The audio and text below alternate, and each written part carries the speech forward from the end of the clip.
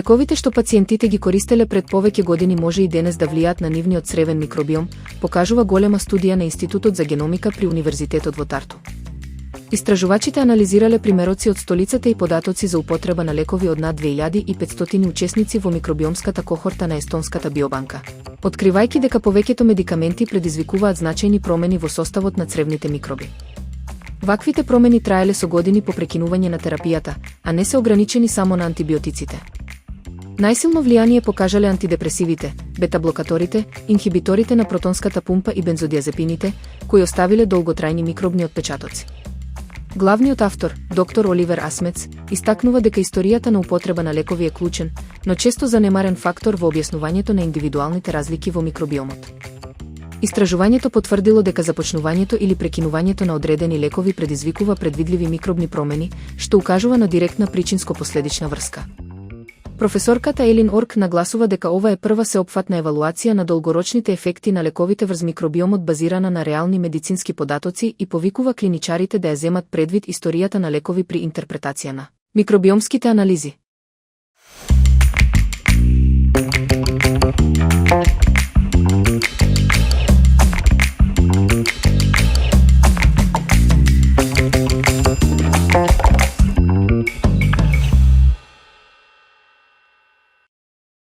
Доколку сакате да внесете повеќе протеини во исхраната, а при тоа да избегнете монотонно мени, постојат бројни здрави намирници кои можат да ја заменат или надополнат протеинската вредност на јајцата.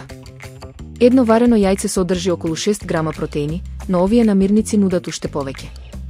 Бадемите се одличен извор на протеини и обезбедуваат витамин Е, бакар и магнезиум.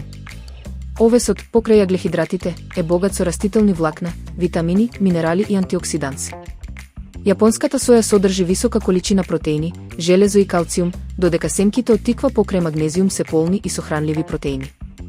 Немасниот грчки јогурт е идеален за мускулно опоравување, со околу 17 грама протеини во една чаша и само 100 калории. Сушената спирулина е одличен морски извор на протеини кој лесно може да се додаде во салати или смуди. Леблебијата обезбедува не само протеини, туку и важни минерали како железо, фосфор и калциум кои помагаат за здрави коски.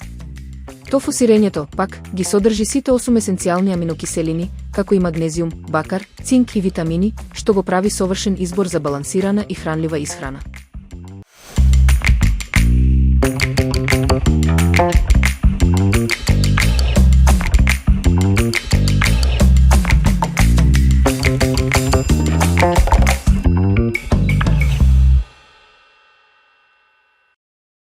Ако барате топло и кремасто јадење што ќе ве потсети на вкусот на домашната кујна, белата пилешка чорба е совршен избор. Комбинацијата од нежно пилешко месо, свеж зеленчук и кисела павлака создава богато и ароматично јадење што може да се послужи како предјадење или цел оброк. За подготовка се користат околу 300 грама пилешко бело месо, морков, коренести зеленчуци, кумпир и зачини како бибер, сол, ловоров лист и сув зачин.